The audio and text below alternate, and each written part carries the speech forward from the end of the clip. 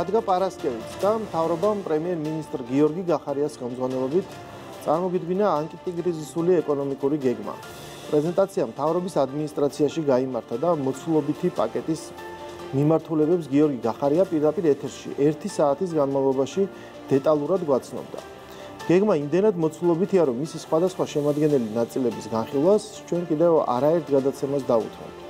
დღევანდელ გადაცემაში ვისაუბრებთ ეკონომიკური გეგმის ძირითად სულისკვეთებაზე და მის ძირითად პარამეტრებზე. 3,5 მილიარდი ლარი. ეს არის ის რესურსი, რაც ხელისუფლებამ მოიძია პანდემიის მიზეზით წარმოქმნილი ეკონომიკურ კრიზისთან გასამკლავებლად. როგორც პრემიერმა რამდენჯერმე აღნიშნა, ეს არის პირველადი კრიზისული ვითარების დასაძლევი ბიუჯეტი და დროთა განმავლობაში სტიმულირების კიდევ სხვა გეგმებსაც ვიხილავთ. მიუხედავად იმისა, რომ გეგმის შესახებ 2 საათის წინ გახდა ცნობილი, ქუჩის ოპოზიციამ უკვე მოასწრო პირველადი შეფასებების გაკეთება. ცხადია, მათგან ვერ მოისმენთ შეფასებას ჩვენაირი შესაძლებლობის ქვეყნისთვის არის თუ არა წარმატება 3 მილიარდის მოზიდვა. ასევე ვერ მოისმენთ ანალიზს იმის შესახებ, თუ რამდენად სწორად და სამართლიანად განაწილდა ეს რესურსი. ისინი ჩვეულ სტილში იწყებენ ქილიკობას 200 ლარზე. შედეგად ჩვენ ვიღებთ იმ დადგმული სპექტაკლის გაგრძელებას, რაც მოაწყვეს დევნილთა დასახლებაში, როდესაც გაჭირებულ ქალს პასკა და კვერცხები გადააყრევინეს ტელეკამერის წინ. ამ ადამიანებს არ უყვართ სახელმწიფო და სამწუხაროდ იკადრებენ ყველაფერს პოლიტიკური რევანშისთვის. შესაძლებელია ასე დაგაგმაოს სიძულვილმა, რომ 3000 ლარიანი ტელეფონით სოციალურ ქსელში პოსტები გამოაცხო, ხალხო მოდით და დასცინეთ 200 ლარიან შემწეობას. პრემიერმა გამოყვა რამდენიმე მიზნობრივი ჯგუფი, რომელთა დახმარების მოცულობასა და პრინციპზე დეტალურად ისაუბრა. 1200 ლარიანი დახმარება ყველა იმ პირს, რომელიც გამოვლინდება საშემოსავლო გადასახადების ბაზიდან, შეიძლება ითქვას, რომ მოსახლეობის ყველაზე დიდ ფენას ეხება. დახმარების ზომა არ შეიძლება არ გაგვახსენოს ამერიკის შეერთებული შტატების დახმარების პაკეტი $1200 მოცულობით, რომელიც ქართულ ეკვივალენტზე ბევრად ნაკლებია, თუკი ამერიკულ სამოხმარებლო კალათასა და ოკეანის გაღმა ფასებს შევადარებთ. კრიტიკოსებს მინდა ურჩიო კარგად გადახედონ ამერიკულ კრიტერიუმებს, ვის ეკუთვნის ფედერალური დახმარების ჩეკი პრეზიდენტ ტრამპის ხელმოწერით და რამხელაა შემოსავლების იზღვრები, რითიც ეს კრიტერიუმები დგინდება. შემდეგ შეადარონ საქართველოს ეკონომიკას, მოსახლეობის შემოსავლების ოდენობასა და დახმარების ზომას. პირველი შთაბეჭდილებით ეს არის დაზარალებულ მოქალაქეზე მაქსიმალურად მორგებული დახმარების პაკეტი, რათა მინიმუმამდე დავიდეს ის ზიანი, რაც ადამიანებმა მიიღეს პანდემიის მიზეზით. საომავლოდ ჩვენ ველით მთავრობისგან, როცა უკვე გამოჩნდება კრიზისის რეალური მასშტაბი, სამუშაო ადგილების აღდგენის და ეკონომიკური ზრდის გეგმას. თუმცა დღეს ჩვენ ვართ იმ ეტაპზე, როცა პირველად გადაუდებელ დახმარებას ვსაჭიროებთ. გეგმის მნიშვნელობაზე და პოლიტიკურ ასპექტებზე ვისაუბრებთ პარლამენტის ვიცე-სპიკერთან, მამუკა მდინარაძესთან. ხოლო სტუდიაში დიდი ხნის პაუზის შემდეგ უმასპინძლებთ, შეიძლება ითქვას საპატიო სტუმარს, ჯანდაცვის მინისტრი ეკატერინე ტიკარაძე იქნება დღის ქრონიკის ეთერში. მოგესალმებით ბატონო მამუკა, დავიწყოთ ზოგადი შეფასებით, ჩვენ დღეს მოვისმინეთ პრემიერის პრეზენტაცია, სადაც მან გაგვაცნო 3,5 მილიარდიანი მოცულობის კრიზისის დასაძლევი პაკეტის სხვადასხვა ასპექტები. მოდით ღრმად შევვალთ აი თითოეულ ასპექტში და აი ამ დეტალებში, ამაზე პრაქტიკულად 2 საათიდან მოყოლებული ჩვენ ვისმენთ სხვადასხვა მინისტრების განმარტებას. უფრო შევეხოთ ამ დახმარების მნიშვნელობას, მის პოლიტიკურ ასპექტს, რადგანაც უკვე შეიძლება ითქვას ოპოზიცია მოასწრო რეაგირება და ეს მონათლეს ერთგვარად საარჩევნო კამპანიის დასაწყისად და პოლიტიკურ გეგმად. სანამ გადაცემას დავიწყებდი, მე ერთ ჩემ მეგობარს ვესაუბრე, რომელმაც გაგვირება გამოთქვა, რომ ერთის მხრივ საუბარია, რომ ეს დახმარება პრაქტიკულად არაფერი არ არის და ეს არის მათხოვრული და მეორეს მხრივ საუბარია იმაზე, რომ ამითი დაიწყო მთავრობამ საარჩევნო გეგმა და ქართულმა ოცნებამ. აი როგორ ჯდება ერთმანეთში ეს ორი ცნება, თუკი ეს არის ნეგატიური და არ მოსწონთ ეს პაკეტი, როგორ შეიძლება ამითი დაიწყო საარჩევნო კამპანია. გადავიდეთ პირდაპირ პოლიტიკურ ნაწილზე. მოგესალმებით გურამ კიდევ ერთხელ, მივესალმებით თქვენს მაყურებელს. მე მგონია რომ ოპოზიციას ეხლა თავი უნდა დავანებოთ. გასაგებია, მოსალოდნელია, არ გვიკვირს, მაგრამ ვილაპარაკოთ იმაზე რეალურად, რას ვაკეთებთ ჩვენი მოქალაქეებისათვის, რას ვაკეთებთ ბიზნესის გადარჩენისთვის, ეკონომიკის გადარჩენისთვის და უნდა ვაღიაროთ, რომ ჩვენ დღეს ვერ ვლაპარაკობთ იმის გამო მაგალითად, რომ პროგნოზები რთულია, ჯერჯერობით როდის გამოვალთ ამ დროებითი კრიზისიდან და ასე შემდეგ, იმაზე თუ როგორი იქნება შემდეგ აღდგენის განვითარების გეგმა. ჩვენ დღეს განვითარებაზე ვლაპარაკობთ. ჩვენ დღეს ვლაპარაკობთ გადარჩენაზე დაწყებული ადამიანის ჯანმრთელობიდან და სიცოცხლიდან გაგრძელებული ბიზნესის, ქვეყნის ეკონომიკის და ასე შემდეგ. ეს არის პირველი ამოცანა. და ძალიან მნიშვნელოვანია გურამ რომ ყველა კარგად გაიგოს რომ ეს არ არის რაღაცა განვითარების გეგმა. ეს არის აი ამ კრიზისში, აი ამ კონკრეტულ პერიოდში გეგმა, რომელიც ერთი მხრივ დაეხმარება ადამიანებს, მეორე მხრივ იმ ეტაპებს, რომელიც პრემიერმა და ჩვენ ყველამ ერთად დღეს წარმოვადგინა საზოგადოებას, მიყვება ადეკვატურად, ანუ ბალანს დაიცავს, აი გახსნის გეგმას რომ ვეძახით, ეკონომიკის გახსნის გეგმას. აი ამ გეგმასა და მათ შორის დახმარებებს შორის, მათ შორის ამ გახსნამ ეპიდემიის საფრთხე არ უნდა გააჩინოს, აფეთქების საფრთხე არ უნდა გააჩინოს და აი ამ ბალანსის პირობებში ჩვენ გვიწევს უკვე მიზნობრივად, სეგმენტურად ადამიანებთან მიმართებით კონკრეტული მაგალითად თანხების განსაზღვრა, რითი შეიძლება ამ ადამიანებს დაუჭიროთ მხარი. რა თქმა უნდა, 1200 ლარის, რომელიც 6 თვის განმავლობაში სამუშაო დაკარგულ ადამიანებს მიეწევათ, საკმარისი არ არის. უნებრივია ჩვენ არ გვაქვს ილუზია რომ მათ არ ქონდათ საშემოსავლოს ვინც იხდით და დაახლოებით 350,000 ადამიანი.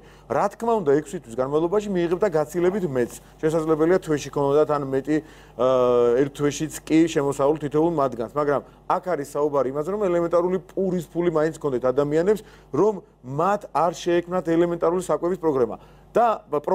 და ამის გარდა აქ არ არის მხოლოდ და მხოლოდ საკვების თანხებზე ლაპარაკი და ამ კუთხით ხარდაჭერაზე. აქ არის საუბარი იმაზე, რომ ჩვენ უკვე გადავდგით ნაბიჯი, რომელსაც ეთქვა კომუნალური გადასახადების დაფარვა. აქ დაახლოებით მილიონზე მეტმა ადამიანმა ისარგებლა ამით. ამასობაში უამრავი პაკეტი თქვენ თქვით და მართლაც არ გვეყოფა ახლა ეს მცირე დრო, რაც ამ ეთერში მექნება დარწმუნებული ვარ, იმაზე სალაპარაკოთ, რამდენნაირი ხარდაჭერის ხელშეწყობის პროექტი ჩაიდო ამ გეგმაში, მაგრამ ჩვენ შეგვიძლია ზოგადად ესე სეგმენტურად ვთქვათ, სოფლის მიმართულებით, სოფლის მეურნეობის მიმართულებით, ბიზნესთან დაწესებული შეღავათების მიმართულებით და ყველა ამ მიმართულებით რა ღონისძიებებით სტარდება, ყველა ამ ადამიანებზეა საბოლოო ჯამში მიმართული და ბენეფიციარი არის საბოლოო ჯამში მილიონზე მეტი ადამიანი. როდესაც ჩვენ ვამბობთ, რომ მაგალითად ბიზნეს ვეუბნებით, რომ 750 ლარზე ჩვენ არ დაგვეგრავთ, იმიტომ რომ შეინარჩუნოს სამუშაო ადგილი. ეს არის წეღანთქვი, სიტყვა შემთხვევით არ მიხსენებია. გადარჩენის ერთ-ერთი კომპონენტი ამ შემთხვევაში სამუშაო ადგილის გადარჩენას ეხება. ანუ ეს გეგმა უნდა განვიხილოთ თუ არა კომპლექსურად, არ შეიძლება მისი რაიმე დეტალის ამოღება, მე მომეჩვენა რომ პრემიერის განსვლას რომ იყო კომპლექსური, იმიტომ რომ აქ არის საუბარი არა მხოლოდ იმაზე, რომ დაეხმაროთ იმ ადამიანებს, ვინც ზიანი მიიღეს, არამედ იმაზეც, რომ ეს დასაქმებული ხალხი მუშაობს გარკვეულ ბიზნესებში, ხო? აი ამ ბიზნესის სტიმულირების პაკეტიც იყო მოცემული. მათ მაქსიმალურად შეინარჩუნონ ეს ადამიანი. და კიდე ერთ კითხვას დაგიზუსტებ. ანუ პრემიერმა პრაქტიკულად ჩვენ პირველად წარმოვიდგინა ერთგვარი ასეთი სოციალური რუკა თუ რა მიზნობრივი ჯგუფები არსებობენ და მათზე მიმართული რესურსი რამხელა იქნება. თუმცა ეს ნიშნავს თუ არა იმას, რომ ყველა ისარგებლებს ამით, ანუ რაღაც გარკვეული მე მომეჩვენა, რომ რაღაც გარკვეული დროის შემდეგ გამოჩნდება რეალური ზიანი რამდენიმე, იმიტომ ყველამ შესაძლოა არ დაკარგა სამუშაო ადგილი, ხო? ანუ მუდმივად შემდგომ ალბათ გარკვეული დროის შემდეგ კიდე მოუწევს გეგმას განახლება. ნახეთ, გურამ, საით წავედით, ყველასთვის გასაგები რომ იყოს. ერთი ძალიან მსხვილი სეგმენტი არის, ვინც დაკარგა სამუშაო ადგილი და მისი იდენტიფიცირება არის ადვილი. ანუ საშემოსავლო გადასახადს რომ აღარ და ვეღარ იხდის ადამიანი, იმიტომ ახსენე ის ციფრი 350,000 ადამიანი დაახლოებით, ესე იგი მან დაკარგა ის ოფიციალური შემოსავლის წყარო, რომელიც მან ლეგიტიმური დასაქმებით ჰქონდა, რომელსაც ჰქონდა ესეთი დასაქმებით. ანუ ლეგიტიმური დასაქმება ამ შემთხვევაში რაც გულისხმობ, საშემოსავლოს იხდიდა და სახელმწიფოს ეს უჩანდა. და 350,000 ადამიანი უკვე მიზნობრივად მიიღებს კომუნალურ ემზემაზე აღარ გავჩერდები სხვადასხვა დახმარებებით, მაგრამ იმისათვის რომ არ დაკარგოს დამატებით სამუშაო ადგილები, სამუშაო ადამიანებმა არ დაკარგონ, ჩვენ ბიზნესს ვეუბნებით რომ არ დაგიბეგრავ გარკვეულ თანხას, ოღონდ შეინარჩუნეს სამუშაო ადგილები და კრიტერიუმი არ იყო მხოლოდ აი აქაც წავედით, ესეც ძალიან მნიშვნელოვანია. კრიტერიუმი არ იყო მხოლოდ სამუშაოს დაკარგვა, რომელიც აღირიცხებოდა სახელმწიფოს მიერ. არამედ შეიძლება არსებობდეს და არსებობს, შეიძლება კი არა, არსებობს ძალიან ბევრი ადამიანი, რომელიც იყო თვითდასაქმებული, სხვადასხვა შემოსავალი ჰქონდა ისეთი სამუშაოს წყაროდან, რომელიც არ ჩანს საგადასახადოში, ასე ვთქვათ, საშემოსავლო არ ერიცხებოდა, მაგრამ გამოდიოდა და ყოველდღიურად რაღაცა ელემენტარული მართლა საკვების ფულს შოულობდა. ჩვენ ასეთი ადამიანების იდენტიფიცირებას ვაპირებთ იმით, რომ მათ თუ წარმოადგინეს ელემენტარული ცნობა, დიდი კრიტიკა ამ ცნობის და დიდი შემოწმება არ დაიწყება, მთავარია ცნობა იყოს გაცემული ისეთი პირის მიერ, რომელთანაც იყო დასაქმებული, ან სადაც იყო დასაქმებული, ეს იქნებოდა თქვა აზრობა თუ ასე შემდეგ, ეხა არ მინდა სიღრმეებში შევიდე და ამ ცნობის საფუძველზე ერთჯერად დახმარება გაიცემა დამატებით 300 ლარი. ანუ საუბარია იმაზე, რომ აი ამ სეგმენტსაც მივწვით, რა თქმა უნდა, არც ეს არ არის საკმარისი, მაგრამ ჩვენ ვიმედოვნეთ, რომ აი ამ ეკონომიკური გახსნის გრაფიკით ამ ადამიანებს ექნებათ შედარებით მალე საშუალება, რომ დაუბრუნდნენ თავის იმ ყოველდღიურ სამუშაოს. თუმცა, რა თქმა უნდა, გეგმა მოქნილი უნდა იყოს. ჩვენ არ ვიცით ზუსტად ეს პანდემია მსოფლიო რამდენი ხნის განმავლობაში გაგრძელდება. ჩვენთან რა სიტუაცია იქნება ზუსტად ეპიდემიოლოგიურად. დღეს კი ბატონო, გვაქვს შედარებით სხვა ქვეყნებთან კარგი მდგომარეობა, მაგრამ ეს დამშვიდების საფუძველს არ გვაძლევს და ამის შემდეგ შეიძლება ყოველდღიურად შეიცვალოს სიტუაცია და ჩვენ უნდა ვიფიქროთ კიდე ახალ რეგულაციებზე, გახსნის გეგმის გადახედვაზე, ან ისე დატოვებაზე, როგორ წარმოადგენდა და ამის პარალელურად უკვე დამატებით დახმარებაზე და დავალოდოთ, როგორ მიიღებს ამ გეგმას სპეციალისტები, როგორ მიიღებს საზოგადოება და როგორ გაგრძელდება მისი შემდგომი იმპლემენტაცია. დიდი მადლობა ჩართვისთვის. თავარია რომ ერთიანებას დავამატებ, რომ თავარია რომ ჩვენ უკვე ზუსტად ვიცით არაერთი კვირის განმავლობაში თუ ყველაფერი იმ გეგმის მიხედვით წავიდა, რაზეც დღეს ვლაპარაკობთ და ამაში საზოგადოებამ ისევე როგორც დღემდე და მისმა უმეტესმა ნაწილმა ხელი უნდა შეგვიწყოს. თუ ისინი რეკომენდაციას დაიცავენ, თუ ისინი დარჩებიან შინ, სადაც ამის შესაძლებლობა იქნება. თუ გარეთ გამოსვლის დროს პირბადითიულიან და ყველა რეკომენდაციას ისევე ზედმიწევნი დაიცავენ, როგორც აქამდე მათი უდიდესი უმრავლესობა აკეთებდა, მაშინ ჩვენ ოპტიმისტური განწყობის საფუძველი რა თქმა უნდა გვაქვს და ამ გეგმას მივყვებით, მაგრამ შესაძლებელია უარესობისკენაც შეიცვალოს ყოველდღიურად ეს გეგმა, თუ მოსახლეობა ამ რეკომენდაციებს აღარ შეასრულებს ისევე როგორც აქამდე ასრულებდა და ჩვენ გვექნება ცუდი შედეგი. ამას არ ვფიქრობთ, რომ ასე იქნება, ჩვენ ვართ იმედიანად, ჩვენ გვაქვს ჩვენი მოსახლეობის იმედი, რომელსაც კიდე ერთხელ მადლობა უნდა უთხრათ და მოდით ერთად გადავარჩინოთ სამუშაო ადგილები, ეკონომიკა, ჩვენი ჯანმრთელობა, ჩვენი უფროსი თაობის წარმომადგენლების სიცოცხლე და მე მგონია, რომ ჩვენ ამ კრიზისიდან, დროებითი კრიზისიდან, შემთხვევით არ ვამბობ ამ სიტყვას, ძალიან მალე გამოვართ. დიდი მადლობა ჩართვისთვის. ჩვენ გადავინაცვლებთ სტუდიაში, მოგესალმებით ქალბატონო ეკა. ესე იგი, შეგვიძლია ვთქვათ, რომ ორი თვე გავიდა თითქმის მას შემდეგ, რაც საქართველოში გამოჩნდა კოვიდით პირველი დაინფიცირებული. თქვენი სამინისტრო იყო ცენტრში აი ამ მოვლენების ჯანდაცვის პოლიტიკის მართვაში და გადაიდგა ეს ორი თვე პრაქტიკულად თქვენ მართავდით ამ პროცესს და საქართველოს ეს უკვე ამ ორი თვის განმავლობაში არაერთხელ თქვა, მიაღწია მართლა შთამბეჭდავ შედეგს ამ ვირუსის გავრცელების არეალის სივიწროვისა და იმ ზიანის კუთხით, რაც ჩვენ მივიღეთ. ეს არის ერთ-ერთი შთამბეჭდავი რიცხვი. ჩვენ რაღაცნაირად შევაჯამოთ ეს ორი თვე, იმიტომ რომ დღეს წარდგენილი ამ ეკონომიკური გეგმით და საზოგადოებაში არსებული განწყობით, მას შემდეგ რაც აღდგომის დღეებმა გადაიარა და ეს ერთგვარად ემოციური პიკიც იყო, ნელ-ნელა ყურადღება გადავადა ალბათ სწორიც არის ეკონომიკურ საკითხებზე. თუმცა აქაც თქვენი სამინისტრო არის ასევე ცენტრალურ როლში, იმიტომ რომ მთელი ეს 3.5 მილიარდი ლარიანი პაკეტი დახმარების ძირითადად სამ მიმართულებად იყოფა. ეს არის ჯანდაცვის სისტემის გაძლიერება და პანდემიასთან ბრძოლა, ეკონომიკაზე ზრუნვა და მეწარმეობის მხარდაჭერა და მოქალაქეებზე ზრუნვა და მათი სოციალური მხარდაჭერა. ამ სამიდან ორი მიმართულება პირდაპირ ესევე ეხება თქვენ სამინისტროს. დავიწყოთ შეჯამებით, როგორ აფასებთ თქვენ განულ პერიოდს და გვესმის ისიც, რომ პანდემია ამით არ სრულდება და კვლავ არაერთი რეკომენდაციის გაცემა მოგიწევთ, მაგრამ დღეს შეიძლება უკვე ვილაპარაკოთ გარკვეულწილად სად მივედით რა მდგომარეობაში. პირველ რიგში მინდა მივესალმო მაყურებელს და ვაცნობო ნამდვილად ესეთი კიდევ ერთი სახსიხარულო ამბავი და ჩვენთვის ძალიან მნიშვნელოვანი. დღეს ჩვენ გვყავს 132 გამოჯამრთელებული უკვე.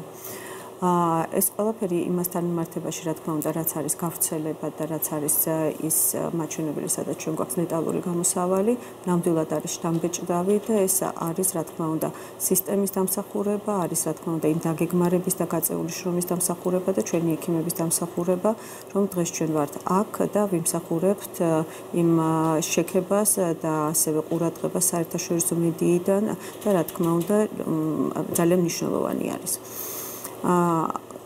ეს პროცესი იყო ძალიან რთული, მაგრამ იქედან გამომდინარე, რომ ჩვენ ვიყავით საკმაოდ თანმიმდევრულები და რეალურად ხდებოდა ჯერ გაანალიზება ყველა იმ პრობლემატიკის, რაც იყო არსებული მოცემულობა და შემდეგ ხდებოდა უკვე დაგეგმარება, ყოველივე ეს ხდებოდა იმის მიზეზი, რომ ჩვენ საბოლოო ჯამში ვიღებდით იმ შედეგებს, რომელსაც ვიღებდით. იმ პერიოდში, როდესაც ძალიან მწვავე იყო ჯერ მომზადების პერიოდი თვითონ ჯანდაცვის სისტემის და ეს იყო ძალიან მნიშვნელოვანი, ვინაიდან მოლოდინი იანვარში თუ როგორ შეძლებდა და გაუძლებდა ჯანდაცვის სისტემა ამ დატვირთვას და იმ პიკურ მაჩვენებლებს, რომელიც მაშინ ანონსდებოდა, ეს ჩვენშიც იწვევდა გარკვეულწილად განგაშ, თუმცა რა თქმა უნდა ჩვენი მიდგომა იყო ესეთი, რომ სწორედ აი ესეთ კრიზისულ მომენტში მნიშვნელოვანი არის, რომ იყოს შენარჩუნებული ბალანსი და მაქსიმალურად თანმიმდევრული და დაგეგმილი და მოსომილი ნაბიჯები გქონოდა ჩვენ ყველა მიმართულებით. აღქმა, რომ ეს იქნებოდა მოსახლეობისთვის საკმაოდ რთული, რა თქმა უნდა, თავდაპირველად არსებობდა, თუმცა ამ შემთხვევაშიც ჩვენ ყოველთვის ვცდილობდით გადაგველაგებინა პრიორიტეტები და იმ პერიოდში ნამდვილად ჩვენი მოქალაქეების ჯანმრთელობა და საქართველოს ჯანდაცვის სისტემის მზაობაში და მწყობში მოყვანა იყო ძალიან მნიშვნელოვანი. დღეს უკვე ამ ეტაპზე, როდესაც ჩვენ საკმაოდ მყარად ვდგავართ ფეხზე და უკვე ვიცნობთ თვითონ ვირუსსაც, ვიცით როგორ შეიძლება იმართოს ის, რამდენად მნიშვნელოვანია სოციალური დისტანცირება. როდესაც ჩვენ ვხედავთ, რომ ჩვენი მოქალაქეები არიან ძალიან მაღალი სოციალური პასუხისმგებლობის და მათ სხვა ქვეყნის მოქალაქეებზე უკეთესა და აითვისეს და ახორციელებენ იმ ღონისძიებებს, რომლებიც ჩვენი მხრიდან იყო მოწოდებული აი ამ 2 თვის განმავლობაში, ეს ყველაფერი ჩვენ გვაძლევს იმის საშუალებას, რომ დავიწყოთ უკვე სხვა უფრო და უფრო მნიშვნელოვან საკითხებზე ზრუნვა, რაც არის რა თქმა უნდა ის სოციალური დახმარებები და ასევე ეკონომიკის ნაწილშიც, სადაც მნიშვნელოვან როლს თამაშობს ჯანდაცვის სამინისტროში არსებული შრომის ინსპექციის რგოლი, ჩავერთოთ ამაში და შევუწყოთ უკვე ხელი როგორც ეკონომიკის გაზრდას და ამოქმედებას, ასევე რა თქმა უნდა ამ სოციალურ პაკეტებზეც დავიწყოთ მუშაობა. ესე იგი, განვლილი პერიოდის განმავლობაში საქართველოს პრემიერ-მინისტრს უწევდა ერთგვარად რთული გადაწყვეტილებების მიღება ყოველდღიურ რეჟიმში, რომ მას უნდა დაებალანსებინა ჯანდაცვის ინტერესი პლუს ეკონომიკის ინტერესი. თქვენ ცხადია აი ამ საბჭოზე წარმოადგენთ ჯანდაცვის სფეროს და ცხადია რომ მომეტებული ყურადღება გქონდათ სწორედ ჯანმრთელობის კუთხით. თქვენ თუ ხართ კმაყოფილი აი ბალანსით, რაც დადგა და უკვე რომ აი დღევანდელ დღემდე როგორც მოვედით და შემდეგ როგორც ვაპირებთ ჩვენ ამის გაგრძელებას და პარალელურად აი ამ პროცესში მიდიოდა მუშაობა აი ამ გეგმაზეც, ხო, ეს გესმის რომ არაერთი დღის ნამუშევარია ეს განაწილება. ასევე ის რესურსი, რაც ჩვენი შეძლების ქვეყანას გააჩნია, 3.5 მილიარდი ლარი, თქვენი პოზიცია როგორია ამ განაწილებასთან დაკავშირებით, როგორ უყურებთ, რამდენად საკმარისია ის თანხა, რაც თქვენი სფეროსთვის, ესე ვთქვათ, დაარეზერვეთ. დიახ, პირველ რიგში რა თქმა უნდა ის ბალანსი, რომელიც იყო შენარჩუნებული და რეალურად ამის მიზეზიც ალბათ არ იყო, ვინაიდან ჩვენ ყველა ვიაზრებდით თუ რა იყო პრიორიტეტი და პრიორიტეტი მაშინ იყო ყველა ჩვენი მოქალაქის ჯანმრთელობაზე ზრუნვა და მაქსიმალურად ყველა რგოლი, მთავრობის ყველა რგოლი და მათ შორის პრემიერი იყო მართლა ძალიან აქტიურად ჩართული თვითონ დინამიკაშიც და პროცესის მართვაშიც, ეპიდემიოლოგიური კუთხითაც საკმაოდ ღრმად იყო ის გაცნობილი ამ თემებს და იყო სრულიად ჩართული ამ ყველაფერში.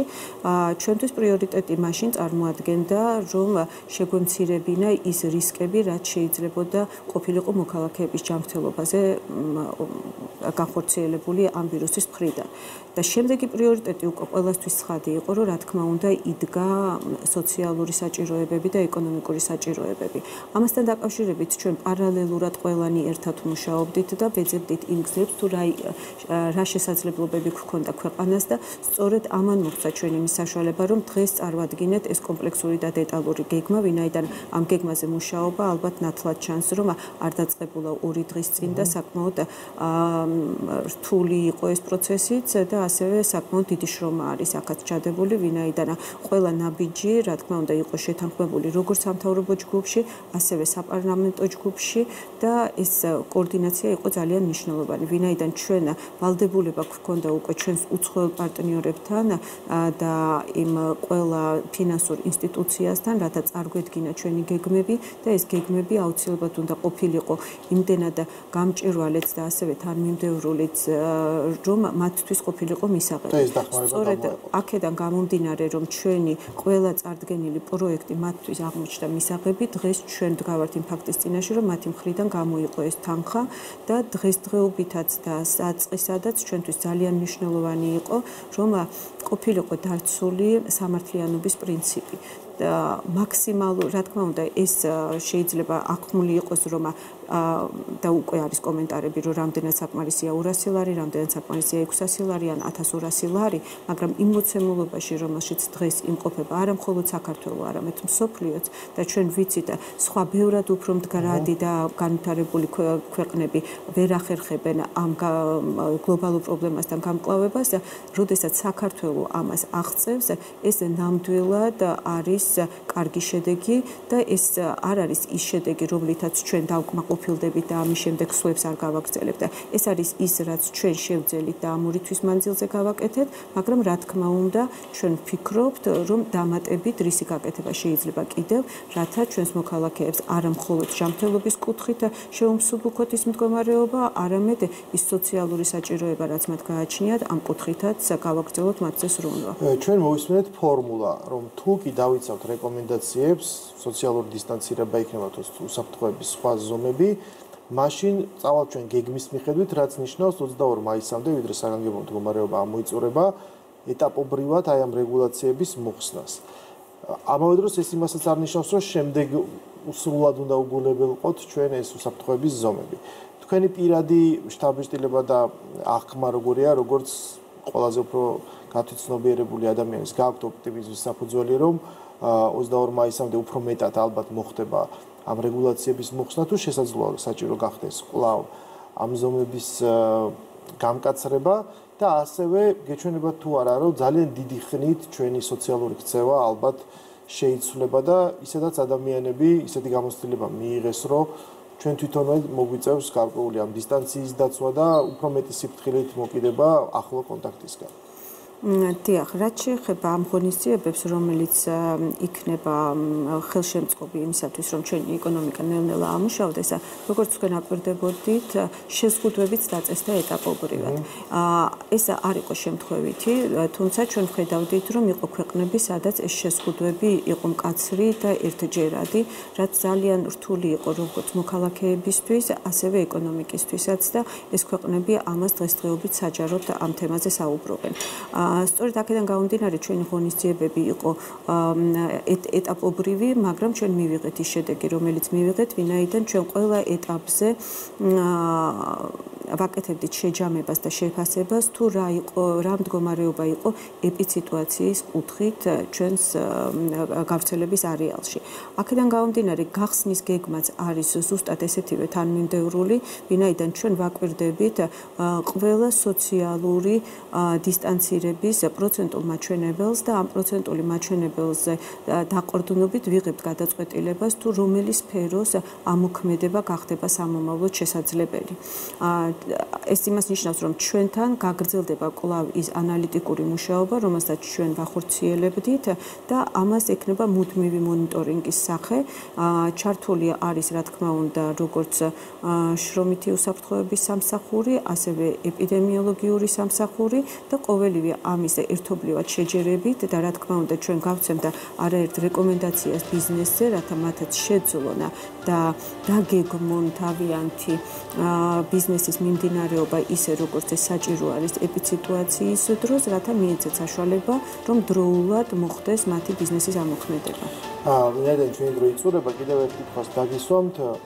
მიუხედავად იმისა, რომ განმარტებული იყო თუ როგორ მოხდება თანხის განაწილება, ალბათ მოსახლეობის ძალიან ბევრი ფენისთვის საჭირო იქნება კიდევ უფრო დეტალური განმარტება, წამოვა ბევრი კითხვა, ალბათ თქვენს ხელხაზზე გადაიტვირთება, იმიტომ რომ ბევრს დააინტერესებს მას პირადად როგორ ეხება ეს შესაძლოა, რამდენად მზად არის თქვენი სისტემა, რომ კარგად აუხსნას მოსახლეობას როგორი იქნება ეს დახმარება და რაც თავარია მისი ამ დახმარების გაცემის ადმინისტრირება, რამდენად მზად არის ამ კუთხით სისტემა და რა კამპანიას გეგმავთ ან რა საინფორმაციო ღონისძიებებს იმისთვის რომ ნებათაღელვა გადაჭარბებული არ გამოიწვიოს ამ პროცესში.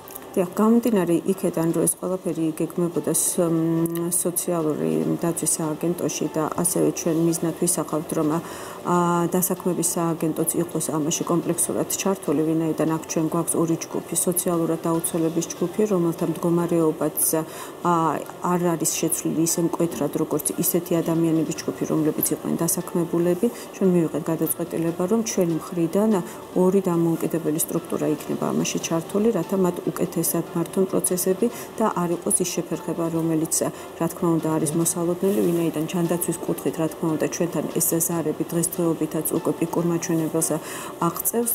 შესაბამისად ჩვენ გვაქვს უკვე დაგეგმილი და ეს პროცესი დაიწყება დღე-დღეზე, როდესაც ჩვენ გავუწევთ კონსულტაციას ჩვენს მოქალაქეებს, ვინაიდან კონკრეტულად ის ბაზები, რომელიც გახდა ყოველივე ამის დაგეგმარების მიზეზი, ჩვენ გვაქვს მათი სახელობითი სია და აქედან გამომდინარე ჩვენი თანამშრომლები შეძლებენ ამ ადამიანების სრულყოფილ ინფორმირებას თუ ვინ წარმოადგენს იმ ჯგუფს, რომელიც ჩაერთვება ამ პაკეტებში და ასევე მოხდება იმ მოქალაქეების აღრიცხვა, რომელიც დღემდე საქართველოში არ ყოფილა აღრიცხული, იყო თვითდასაქმებული და მათზე სახელმწიფოს რა თქმა უნდა ნაკლები ინფორმაცია მოეპოვებოდა.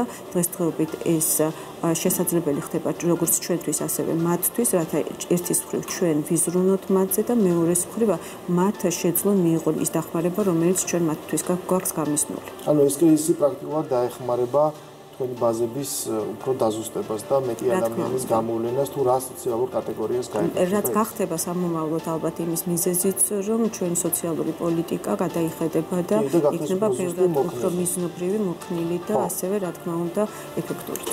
ზოგი ჭირი მარგებელია, როგორც იყვიან ამ ხელ. დიდი მადლობა მომბრძანებისთვის. ვფიქრობ, რომ ეს გლობალური თემა ჩვენ კიდევ არაერთხელ მოგვიწევს ამაზე საუბარი. დღეს კი დღის ქრონიკა დასრულებული არის. ჩვენ დავბრუნდებით ეთერში ორშაბათს 5 საათიანი ქრონიკის შემდეგ. ნახვამდის.